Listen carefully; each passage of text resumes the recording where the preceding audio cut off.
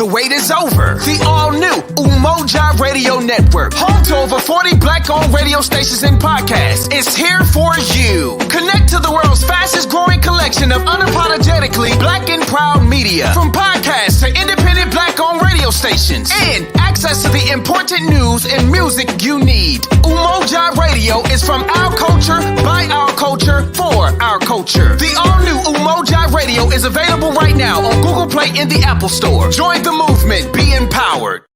The second annual I Am Her Feminine Hygiene Drive, supporting young ladies from Ghana, Africa, feminine hygiene products, was a great success. Thanks to the generosity of our community and organizations like Period.org, Confident Cosmetics, Muskegon Heights Alumni Chapter of Delta Sigma Theta Inc., and everyone who made a contribution, hundreds of young ladies and village members received essential items. The community made a lasting impact with more than 10,000 sanitation items donated. If you would like to help, donations can be made on 727-5007. Thank you for supporting I Am Her Foundation. Hello, Muskegon. How you doing? This is Gregory T. Roberts. This week on Torn Into, today is June the 4th, 2021.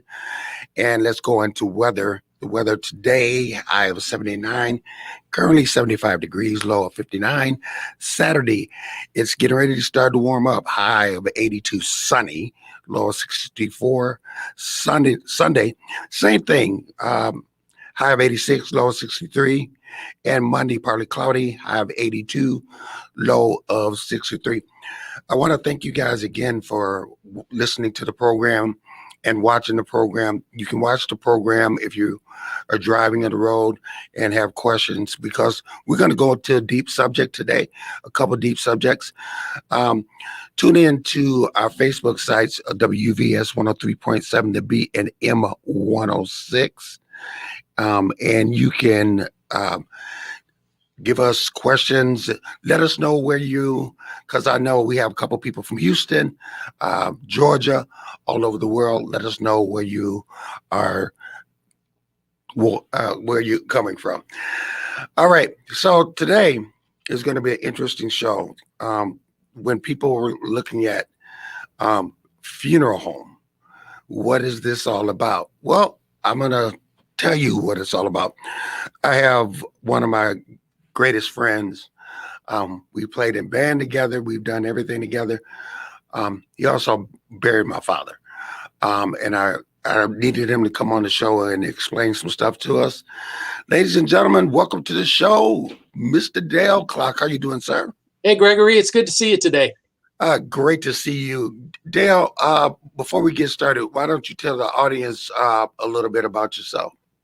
A little background. My name's Dale Clark. I am a fourth generation funeral director. My great grandfather started our business, Clark Funeral Home, 1897. It's over 120 years ago. I've been doing this job since 1985-ish.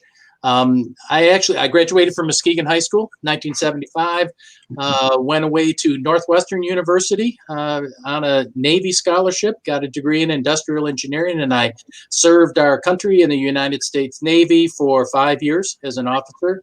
Then I got out and came back to Muskegon and joined the family business a long time ago. And that's when you and I got together, Greg. Yeah. Well, shortly after me getting back to the Navy, and we both found our way into a wonderful rock and roll band, if we call it that, back in the mid '80s and stuff like that. And we had a great time doing that. So we've been friends for a long time. Long time. Dale, I got you on here for a reason, for several reasons. Usually when you deal with people, you're dealing with people when at their most stressful point. Yep, it is. It is. That's, it can be a tough time when people lose a loved one. Okay. I just want to talk about a couple of different subjects. The first subject that I want to talk about is that how people do not prepare for their final days. I heard it on the commercial.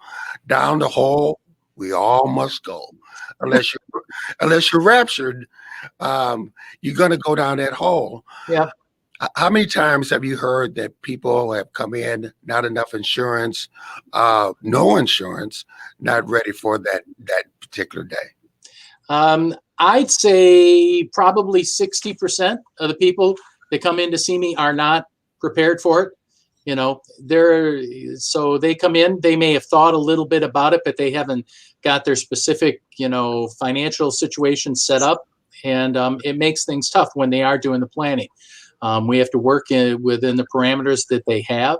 And it's definitely easier when people do have things planned, or at least have a general idea of what they want to do, and they've put aside some money, because where the challenges can be is when there are things that they want to do that they just can't do because they don't have those funds.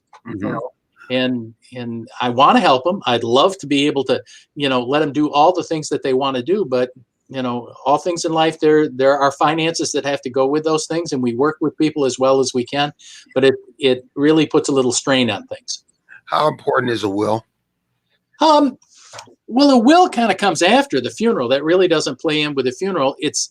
A will is very important for people to get some general ideas to pass along their belongings. I'm not a lawyer. I'm not an expert in that kind of stuff. And the will really comes into that. I know some people put things in their will and they think they can put funeral plans in their will, but the reality is most wills aren't even read until after the funeral. So, okay, so I want to prepare and not put that burden on my family. What are some of the things that I can do to help? Well, when we do, and we refer to that as a pre-arrangement, when people come in and make their plans ahead of time and do those kind of things, there's two ways, it falls into a couple of different categories. One is what we call a non-funded pre-arrangement, when people come in and want to put their plans down on paper. They don't necessarily have to talk to the funeral home to do this, but it certainly helps to come in, because then we can answer their questions for them. And we have a lot of folks that stop by, and I get my information out and kind of walk through what the funeral options are, and they make some decisions, and I put those down on paper and say, this is what those folks would like. I gather the information that we would need to make the service go easier at the time. I get family information, names of relatives, information that I need for death certificates, social security numbers, birthdays, parents' names, all of those kind of things that we need for that. And then we talk about what kind of services they want. Whether we want burial or whether we want cremation. Do we want a service at the church? Do we want a service here at the funeral home? We talk a little bit about music, or if there are special Bible passages or things like that go on. And so I can get that all down on paper. And that way, when the death does occur, whether it's next year or 25 years down the road, then we have an idea of what the person that died wanted. So now I ran into this, and I'm very transparent. When my father passed away, now people that are watching on Facebook or people that are listening on the road, I ran into this. I have a white face in front of me, Dale Clark, and you don't do black people, do you? I ran into this.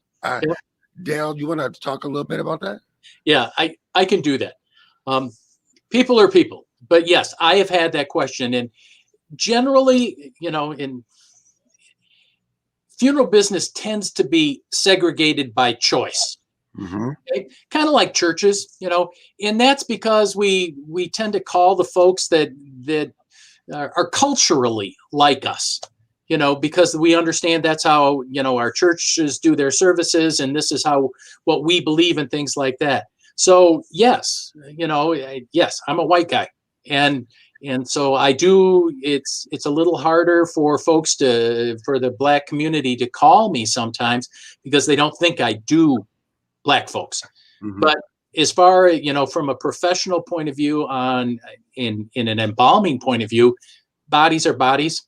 I take care of them, and it doesn't matter the color of the skin or how people look. We do our best job that we can do, and I'm a professional at what I do, and I think I do a really good job. So that doesn't hamper what I do for folks in that sense. And you do a fantastic job. Thank you. I appreciate that, Greg.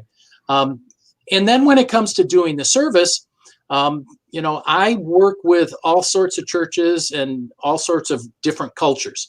And so I've been doing this for, 35, 40 years now. I've experienced a lot of different things. And so we accommodate people however things need to be done. So when I work with a new church or a new pastor, we always check with them and see how we're going to do things. And we've done enough African American services through the years that I have an idea of how the process usually goes. And we always work with the pastor and say, okay, how are we going to do this? And so I try and guide the families through that, and make the service go as smooth as possible. That's my object. And you're just following what your dad did as well. Yes, very much so. I learned from elders. When I came in here, there were older guys that did it, and we were taught along the way. Even though I had to go to college to learn a certain amount of this stuff, the vast majority of what I learned is definitely on-the-job training. Okay. Now, the reason why I wanted to get you on here is COVID is still present and alive. Yeah. As your busiest point, how nuts was it, and how are you doing now with COVID? Our busiest time when Muskegon got its biggest spike was back in November and December. And basically the volume of calls that we were getting at that time, and this was pretty much true, not just my firm, but all of the other funeral homes in town too. Our business pretty much doubled during those 2 months. Mm-hmm. And so, that volume, we were busy. We were busy doing, trying to keep up with everything and meet with the people and make all of those arrangements. Unfortunately, the COVID thing, just like churches and restaurants and everything else, we were limited on what we could actually do here at the funeral home. The governor and the rules that they put out limited the amount of folks that we could have in here. We tried to accommodate and stay within the rules as much as we could.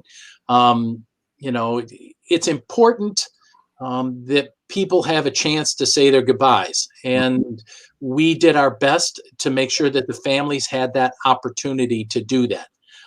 Unfortunately, because of the limitations on the sizes, the services and things like that, we were not able to have full-fledged services with the community, mm-hmm. which is hard, especially for the African American community, because that gathering, that celebration of life that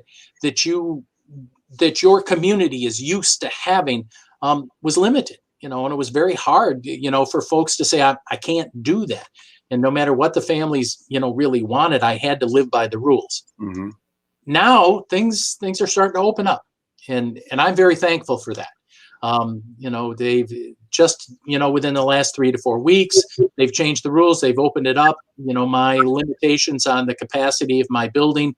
I have a very large funeral home. I have the largest funeral home physically here in Muskegon. I can handle a crowd of 350 to 400 people in my facility. So when they come and tell me that, the rules say I have a 50% capacity, that, for the vast majority of services, that doesn't limit me. Mm-hmm. So I can do pretty much anything that I need to do at this stage of the game without having to tell people no, which I hate doing. So, are you still having deaths, people dying of COVID right now? Yes. Yeah. But I know we tend to think it's not, but actually we did have a lull here a little more in the spring, but I don't know why, but we've had a little spike here. We've handled probably, I think, 6 or 8 COVID deaths just within the last 6 weeks. So it's still out there. It's still out there, and we still have to take precautions, and we have to do, all the things that we did before to make sure that we aren't catching that. Now, my staff, we've been vaccinated from the very beginning. Luckily, they put us on the top of the list, and so we got our shots. So we were a little more protected because we needed to be, because we were in the middle of it. Mm-hmm. How important? Well, before I ask that question, how do you and your staff deal with all that grief? I know it's your job. I know it's what you do. I know it's your passion.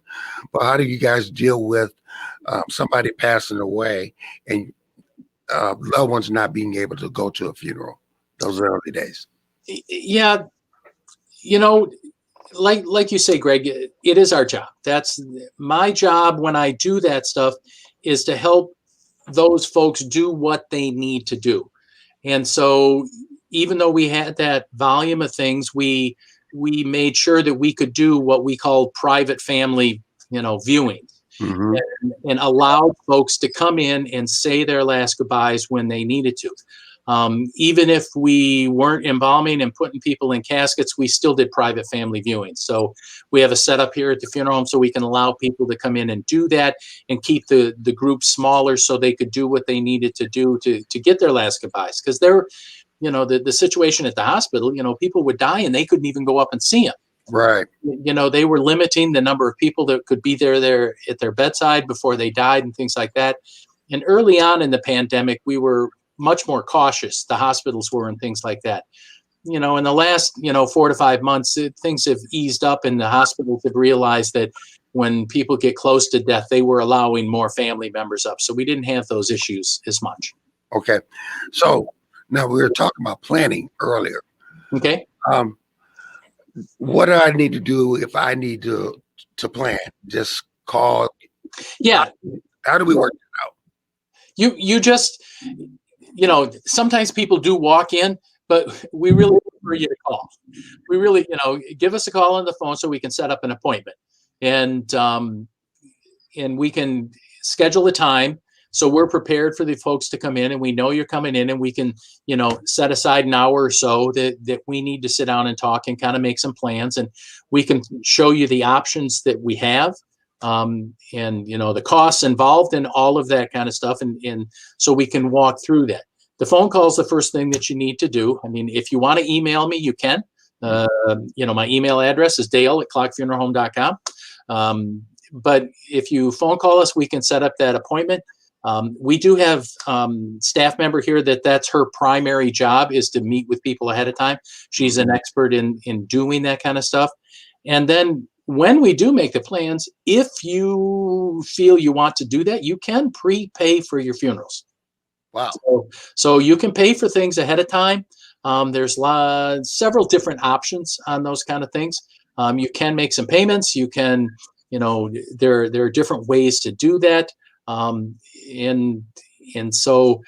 when you do that with the funeral home, it's typically a very safe option. I mean, we can talk about that more, Greg. I want you to ask me some questions on what concerns you may have on that issue. Well, definitely. We got to get into it. You're not promised tomorrow, so. How many times, Dale, if you had a dime or a nickel for every time somebody said, "You were so young, she was so young, I never expected it." If you had a dime for that, I mean, how rich would you be? Oh yeah, for sure. I mean, deaths do come in different ways. The people that have challenges with this are people that die unexpectedly.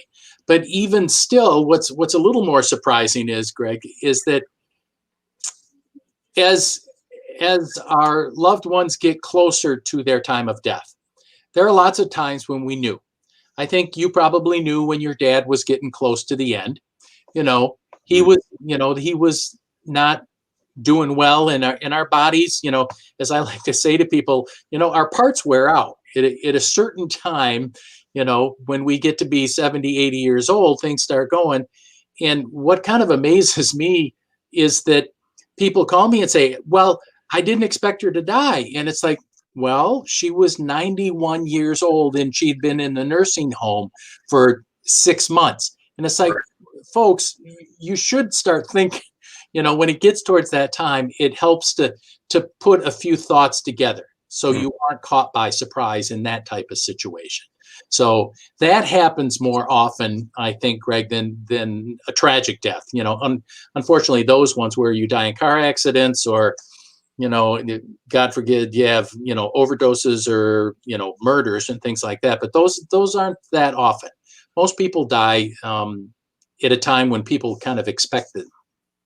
Okay, you brought up a very interesting point. Murders.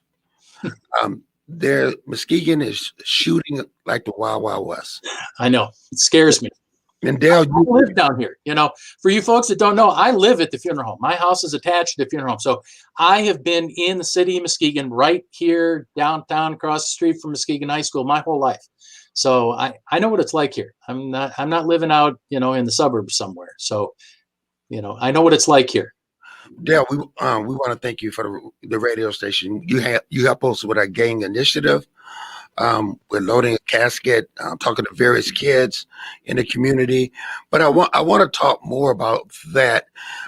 You helping because the kids today seem like they're invincible. But as you've had to deal with, and me as a firefighter, too many times we saw that person get shot. But there are a lot of shootings, there are a lot of people, or those suicides, and you have to deal with all of it. Those are tough situations, and my job at that time is to help the family through that, to be that steady force, that, that lighthouse, to guide them through this, because it can be a tough situation. They aren't thinking straight. And so I need to analyze where they're at and walk them through that whole thing. Mm-hmm. Yes, I have helped out the community. I know the guys there at the radio station and things like that. Big Rob, he used to, come and borrow caskets from us, and he'd go give lectures at the high schools and stuff like that, and really try and talk to the kids about, the finality of gunfights, right, and murder and stuff like this. And, Greg, that concerns me. When I see all this, shooting, it's young folks. You and I used to be that age, but we're not anymore. That beard you got, that's not, that's not dark anymore. No, it's quite great. That's showing your years. And the reality is, you and I both know that life is precious. And sometimes when we get 20-year-olds, give or take a few years, and they get guns in their hands, it's a scary thought, because they just think they're invincible. And I wish we could somehow, change that, or get them to realize that, this is permanent. This is, you pull a gun and you get shot, it's done. It's done. Hey, Dale, let's talk a little bit more about that, because what a lot of people don't understand is that when you pull a gun on somebody and shoot somebody and they end up on that slab, yep, you're dead. That's it. Down the hole, you're done. That's dead. It used to be where we had fist fights and then shook hands and that was it. Yeah. In my days, we used to have dance-offs, but I'm aging myself. But when they end up on that slab, that's it. It is. Yeah, it is. And I don't know how to convince kids that, to change their mind on that kind of stuff. But yes, I wish they, the proliferation of weapons out there scares me, and it's scary. I don't know where it comes from. I'm not a gun guy. I've never had a gun, never will. And I think the main reason is because I've seen too many people on my prep room table that have died from that stuff. And so, I wish we could stop it. I don't know what the answer is today, Greg. So. Well, the same things. It's your job to facilitate and to give the family what they need. You guys offer counseling. I've seen you do that in shootings, but I've also seen you do that with suicides. Yeah, those are tough cases too. And luckily they aren't that often. I think the biggest thing that's, that I try and help people through is that, suicide is a choice that people make, and it's tough. And so often the survivors beat themselves up thinking, what could I do to have changed that? And, I just try to reassure them that it's not their fault. Exactly. Because it's not their fault. It's not their fault. And number two, it's like one of the most selfish things you can do. When you do that, get help. It is, that's the biggest step, Greg. And you hope that when people get down in the dumps, that they reach out and talk to somebody else. Okay. So let's talk about some of the services that you offer. Now you have pre-planning there. Yes. Okay. So say if I can't pay, but I have insurance. Okay. Can I still plan for that. Absolutely. Yeah, we have, planning the service, and let me break some things down. How long are we talking today, Greg? The 259 in the quarter. Okay. I want to break things down in some planning stages. There are four major decisions that people have to make when you're making funeral plans, whether it's at need, and those are funeral terms. We have at need and we have pre-need. So when you're making a pre-arrangement, or when you actually have a death. So no matter which way you do it, there are four major areas that you have to decide on. One is, are you going to bury the person, or are you going to cremate the person? Mm-hmm. One of those choices. The second choice is there going to be viewing of the body? The third set of decisions are, what kind of events do you want to have? And when I say events, I mean, are we going to have a public visitation? Are we going to have a service at a church? Are we going to have, a military service? Are we going to have those type of options and things like that? And your fourth major area is, what's your budget? Mm-hmm. Okay. Now, none of those areas are more important than the other areas, but your decisions that you make in each one of those areas will affect those other things.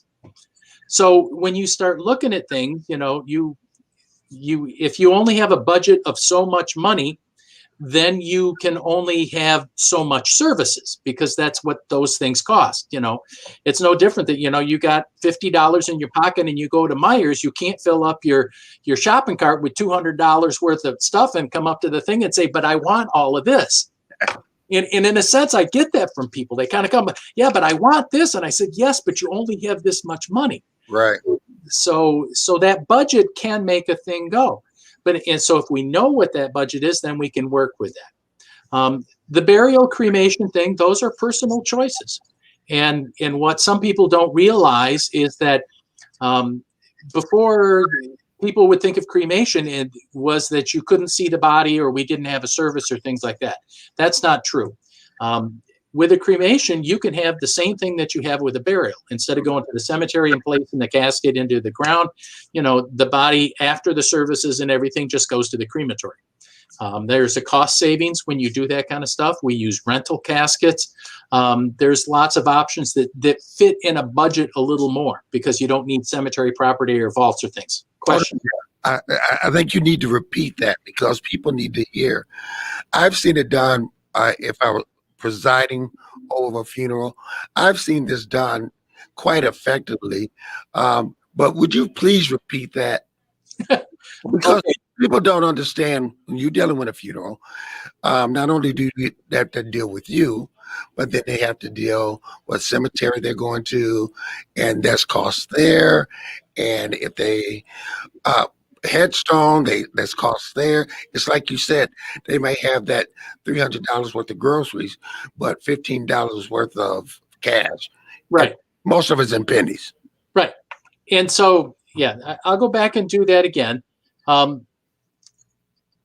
What people sometimes misunderstood with cremation was they didn't realize that they could have a full service. And, you can ask me to prepare the body, embalm the body, prepare it, dress it, and place it in what we typically use in these situations, if it's cremation following, into a rental casket. You can purchase caskets, lesser expensive ones, and then those are cremated. But cost-wise, typically it works better for folks if they use our rental casket. That's where the figures work out best. The dollars work out best for that kind of stuff. So we have a full service people can view, and then at the close of that, then that interior of the rental casket is what takes the body to the crematory. So that's a cost savings for people in that situation. Okay. The other side, when you do burial, and this is why things kind of run up dollar wise. I mean, there's, just like you said, there are lots of other things or other, it's not just the funeral cost, but yes, you need a casket. You need to have a burial vault, because the cemeteries here in town all require some type of cement liner that goes in the grave. So there's a cost there. You have to pay for the grave space itself if you don't have one of those. And then you have to pay for the grave opening, somebody to dig the hole. So all of those things are involved, and that all just kind of runs up the price. It's not just the cost from the funeral home. It's not just paying me, but it's those other things that are required. And sometimes, it's your culture, and that's the traditions of your family. And so if you want to do those kind of things, it's good to plan ahead. And yes, it's good to have insurance, to have those dollars there. I think you just said another thing important. You guys bury any and everyone, your culture, your religion. If you just come to you guys take care of it. Yes. Yeah. It doesn't, I have no preference. I don't go to the left or to the right. I'm here to take care of you. I'm here to take care of you and honor your traditions and make that happen, no matter which way you do it. So I personally get enjoyment out of taking care of people and learning the different cultures, going to different churches, working with different ministers and listening to different music and seeing how the process works and how different people celebrate things. Now, I've seen this, not only presiding over funerals, but also having family members do. How true is it that funerals bring out the best and the worst of people? There is truth to that, Greg, without a doubt. And how do we avoid that? Sometimes you can't. Some emotions run high. And so, the thing is, that my job as the funeral director is to kind of sometimes play referee, to be that, that calm thing in the storm, to make people look at all the options. And I try and help people through those things and accommodate both sides of the story, and see that those needs are met, and that if, people have different wishes for different songs or pictures or, different timings of things like that usually I can help people through those kind of things. But yeah, sometimes it gets pretty crazy. Sometimes I have definitely seen emotions run high. I have seen, fisticuffs at the funeral, and I hate to see that, but yes, there are occasions, where that kind of stuff happens. And so our job, and Greg, you're a man of the cloth too, so you've done your fair share of speaking, and how it can be when they get like that. And that's part of the minister's job too, to help people and calm them down and get them going in the right direction. How much does your pre-planning, you taking care, having all this stuff finalized, written down, this is what I want, eases your job and takes care of that, the emotions? Immensely. Yeah. It's a big advantage to have that all down on paper. Mostly the advantage of that stuff is that then, so if your parents do that, and then when they finally die and you come in to make the plans, I can pull out this piece of paper and said, your mom wanted to do it this way. Now, that doesn't mean you have to do it the way mom said.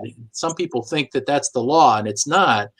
Basically, the survivors can change those plans, but I will tell you they don't. They, if your mom said she wanted to be buried in this cemetery and in this place, and she wanted these things done, the kids are going to follow those. And it actually makes it easier for the kids because they know for sure that this is what mom wanted. So there's no argument back and forth that says, no, I heard she wanted to do this, or I heard she wanted to do that.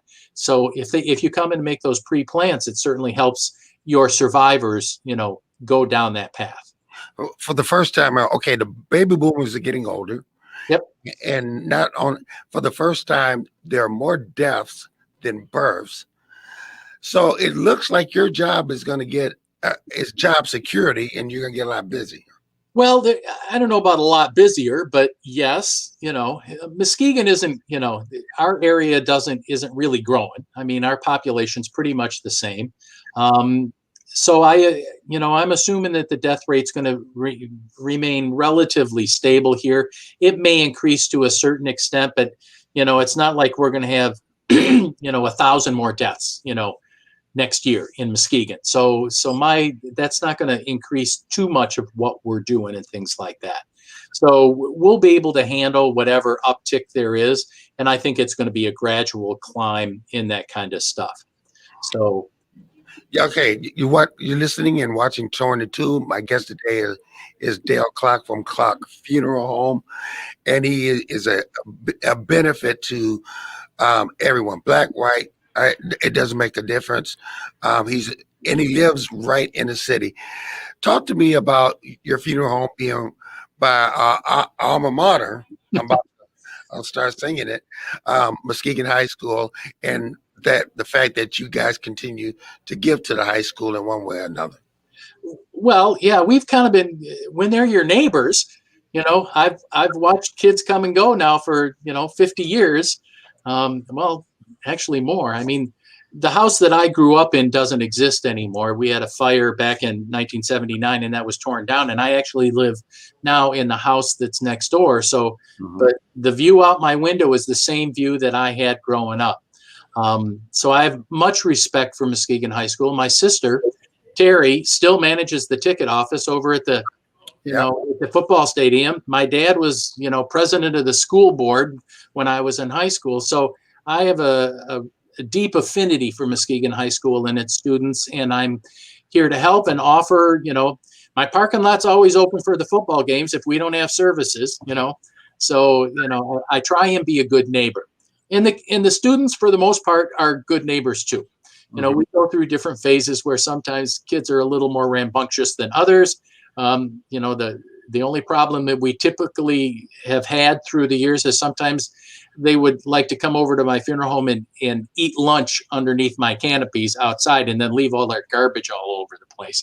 But the school staff is keeping things up much, but we've been there. The building for the funeral home has been there 100 years now. So the main part of our thing since 1920 is when it was first built.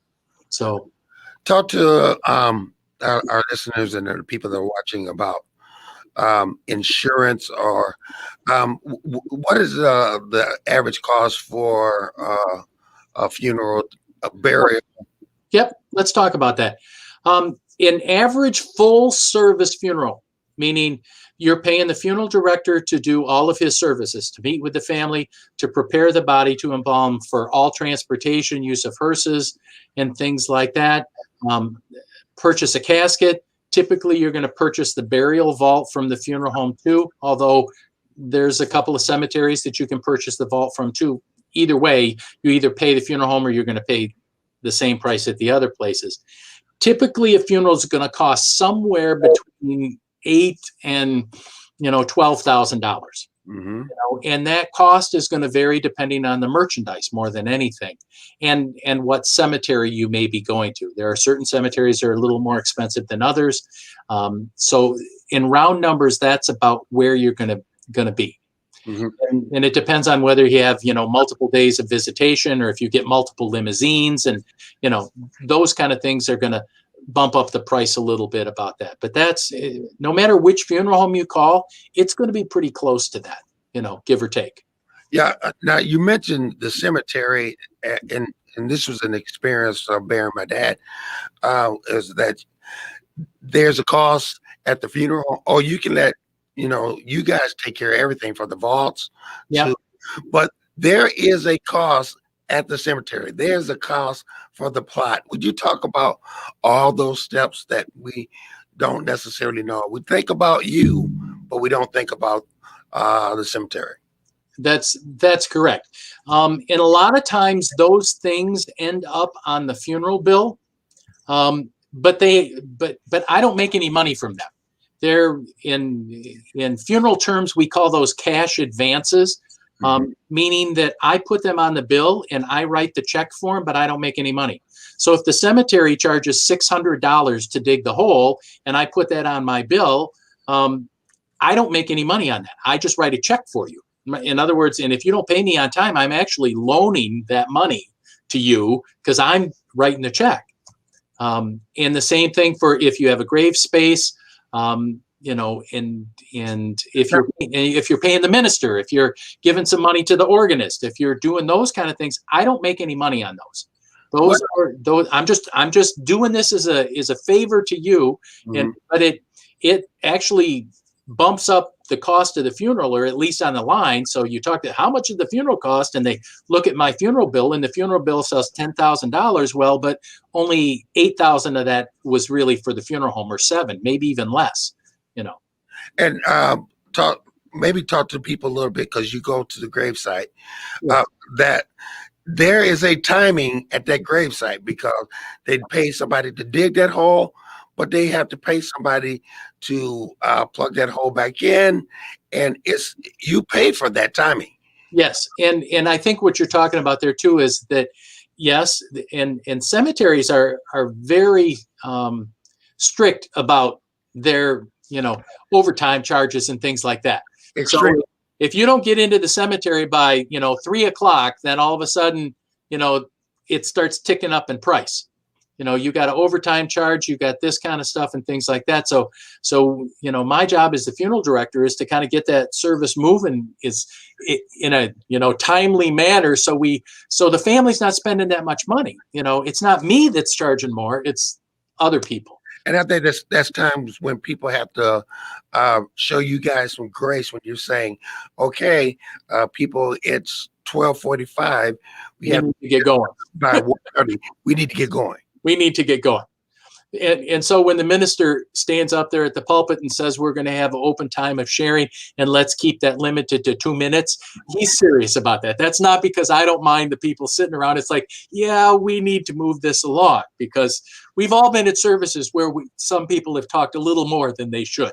So now I saw at a funeral a couple of weeks ago, where the person facilitating the funeral said, now, I know you all have things that you can say, but you're going to have to keep those things in your heart, because there's a guy with a bulldozer, and we got, I mean, these are things that you have to look at in actual cost that you have to get ready for, because that person gets overtime if he's not in the ground by 1:30. Right. And so we try and stay within those limits. I mean, I've been asked this before, and this comes in, and this is my mantra that I tell people. The true value of a funeral is the gathering together of people and the sharing of stories. Those two things, that's what's valuable about the funeral. And where we do that, where we gather together and where we share stories, doesn't all have to be at the exact same time.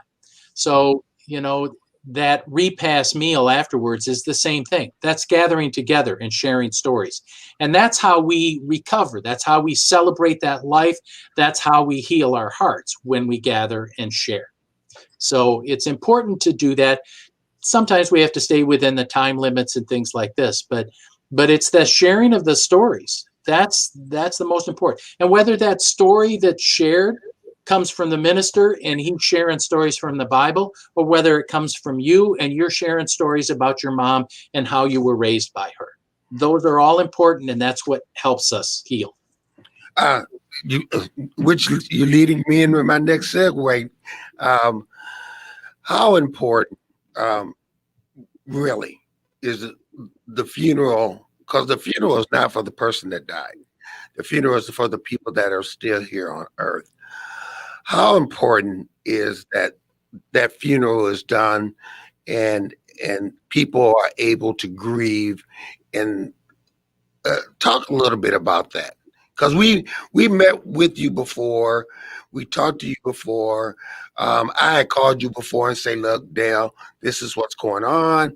And you said, Greg, okay, get ready for this, this, and this. Talk a little bit about having that relationship.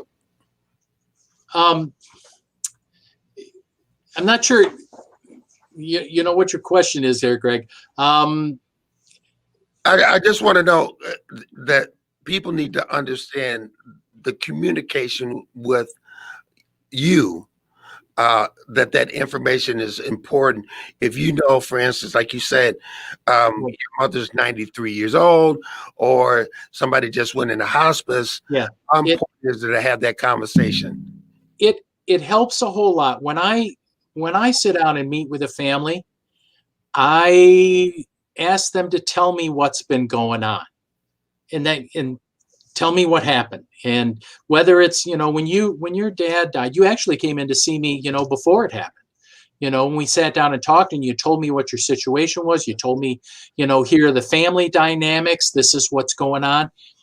You need to be able to tell the funeral home those kind of things. And that's my job, to ask some open-ended questions to get you to tell me what's going on. Because if I understand better of what your dynamics are in your family, then I can help you through the whole process even better. Mm-hmm. So I know how the dynamics are going to work. If I know that your sister is coming in from Atlanta and she needs to be here and at this time, but she's still going to need to see somebody, I can work with that kind of stuff. If I know that, your Aunt Ethel is some crazy lady and I'm going to have to deal with her at the funeral home, because we all got crazy uncles or aunts or something like that may come in and disrupt things. Or if I got an idea that they're coming, then I can work with that. Mm-hmm. I can know how to handle that, or we can situate those, or, there's an ex-wife that needs to come in, or we all have blended families now. Yeah. We have blended families. I have a blended family, I've been through that. And those are delicate situations that you have to deal with. There are, kids and stepkids and, real kids and not real kids. And, and those are all issues that we have to do. The more that you tell me, the more I can help you through that process. How important is getting the insurance correct? Because you might all these years be paying on an insurance, but it might not be the right insurance. That's a good question, Greg. Yeah, I don't, to get into an insurance lecture, basically there's where this falls in, where people are looking at things. There's three kinds of insurance. There's whole life insurance. That's the kind of that you pay on and that you can actually take a loan against. It builds cash value. It's a little more expensive. Then there is term insurance. That's the kind of stuff you see on TV with, Ed McMahon or whoever's selling it this year or things like that. And, you can get $10,000 worth of insurance for $50 a month or whatever. That's okay, but that insurance is only good as long as you keep making the payments. Mm-hmm. And as soon as you stop making the payments, the insurance disappears. So it's important that those are come in. Sometimes I get people that take out that insurance and they fib a little on their health. Sometimes that term insurance, you have to have had it in place for 2 to 3 years beforehand, or you're not going to get the face amount. So wow. You buy $10,000 worth of insurance, and you answer the health questions on there, and you say, well, no, I'm okay. And then come to find out you knew you had a heart issue, or you knew you had cancer, and the insurance companies are going to find that out. So unfortunately, if you didn't have it in place long enough, you may not get the full amount. The third kind, and this is heartbreaking for some people, they come in and there's a lot of places that have this kind of insurance, like credit unions and stuff like this. It's called AD&D. Accidental death and dismemberment insurance. Mm-hmm. It looks good, and sometimes they offer it for just a pittance. Here, we're going to give you $30,000 worth of AD&D insurance for $650 a month, and they add it on and they take it out of your little credit card or your credit union account, and people come in and think this is good. And accidental death and dismemberment is exactly that. If you didn't die in an accident, then the insurance is no good. And I've had plenty of people come in thinking that things are all paid for, and that insurance only is if you die in a car accident. Really, that's about the only time it cashes in. So you have to be very careful with that. And the insurance agents aren't bad, or the people that are offering you aren't bad. It's just that unfortunately people misunderstand, what it is that they own. So it helps to have those kind of things. It also makes sure when you do that, please make sure the beneficiaries are the correct people on those things. Right. Because sometimes that's happened before too, where people have insurance and they got divorced, or they got, they gave it in this kid's name. And just because they were intending that life insurance to go for the funeral, if the beneficiary doesn't agree with that, then they can take that money and kind of walk out with it. So that can cause some family dynamic issues too. Right. So. Is it important to have a designated person? Like I set up in my family a designated person to handle things other than, of course, what you will be handling. So my wife doesn't have to deal with it because she'll be in mourning. Right. The Michigan law changed, within the last 3 or 4 years. You can designate a funeral planner, an official funeral planner from a legal point of view, before you die, and that person is legally responsible. This is not a power of attorney or a durable power of attorney, because those kind of things disappear once the death occurs. Mm-hmm. So, but if you designate a funeral planner, I forget, I'd have to look it up to find the exact thing. That person then can make those decisions, and nobody can really overpower them because you've signed on it to do that. This is vitally important in situations where same-sex relationships, okay? Mm-hmm. So somebody's got a partner. This is a situation that I've seen lots of happen. Somebody's been together with another person, same sex, that's their partner. They've been partners for 20 years. And all of a sudden that person dies, and the family can come in and, completely throw that person out of the situation because they're not legally married. They're not legally attached.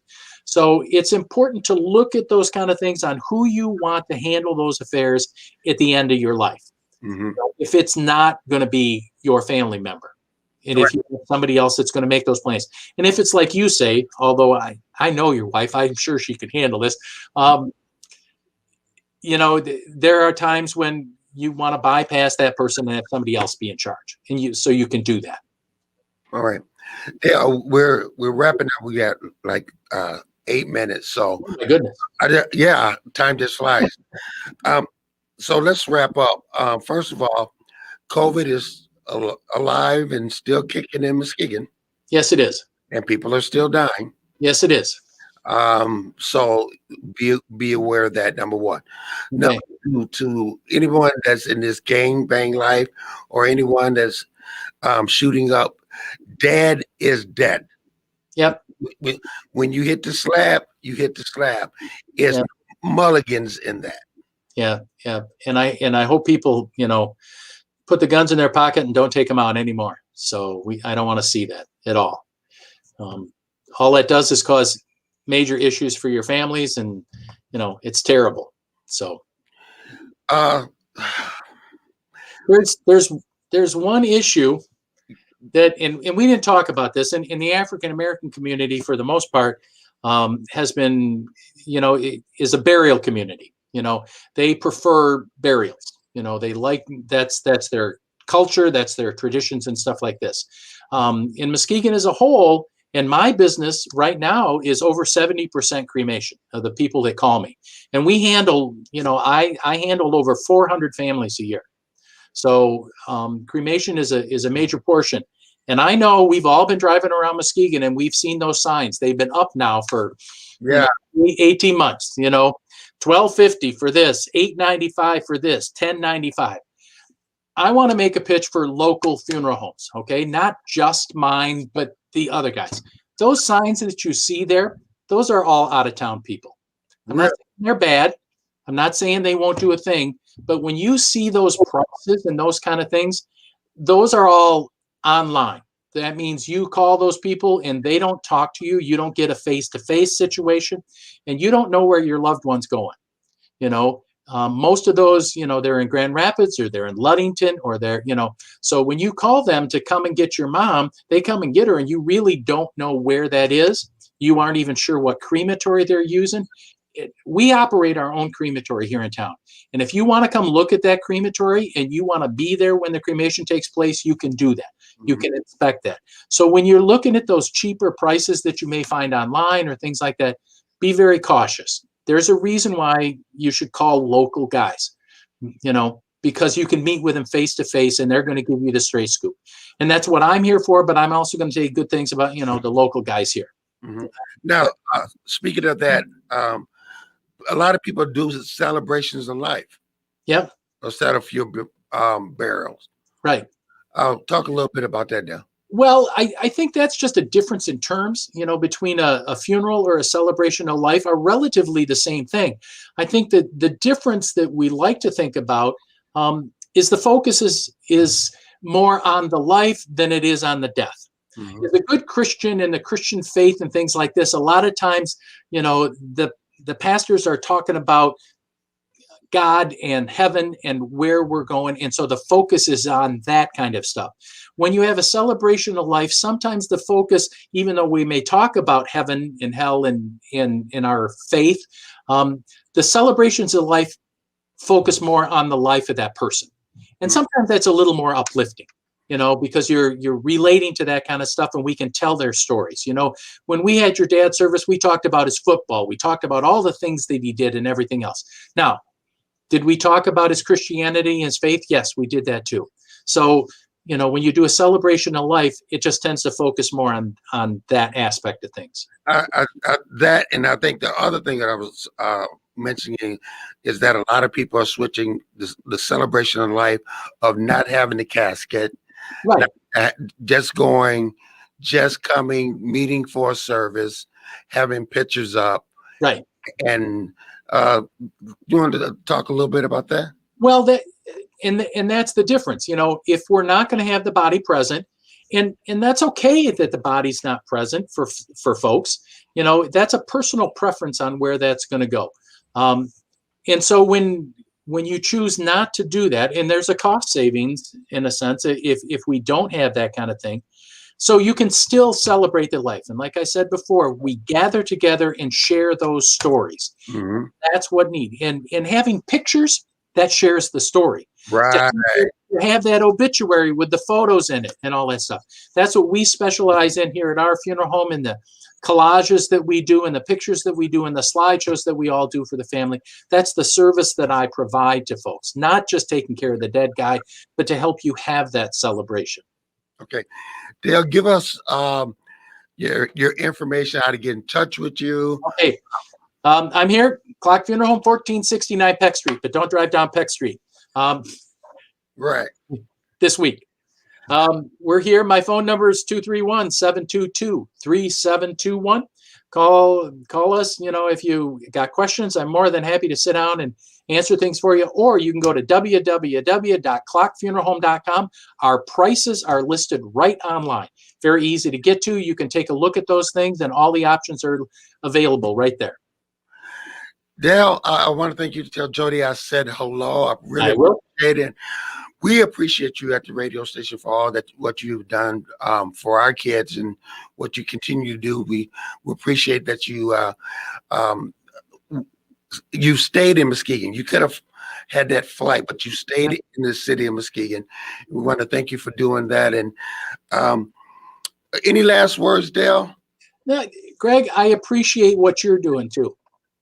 All right, Dale, I want to thank you and say hello to staff, and I'll talk to you later. Okay. Take care, Greg. Bye. All right. That was Dale Clark of Clark Funeral Home. Listen, people, you said it's June. Why such a dark subject? Because, you are not promised tomorrow with so much stuff going on. And this is what you need to talk to your kids, talk to anyone that's in that thug life. Dead is dead. Shot is shot. Put down the guns, okay? The last thing that I want to say is that all the Torn in Two shows are recorded and repeated. So you can see this show. You can share this show on Facebook. Maybe you're driving right now, but you'd like to see it. We review the questions. So if you want to put some questions down on the sites, please do so. My name is Gregory T. Roberts. You've been watching Torn in Two for this week. I will see you next week. Take care and God bless. The wait is over. The all-new Umoja Radio Network, home to over 40 Black-owned radio stations and podcasts, is here for you. Connect to the world's fastest-growing collection of unapologetically Black and proud media, from podcasts to independent Black-owned radio stations, and access to the important news and music you need. Umoja Radio is from our culture, by our culture, for our culture. The all-new Umoja Radio is available right now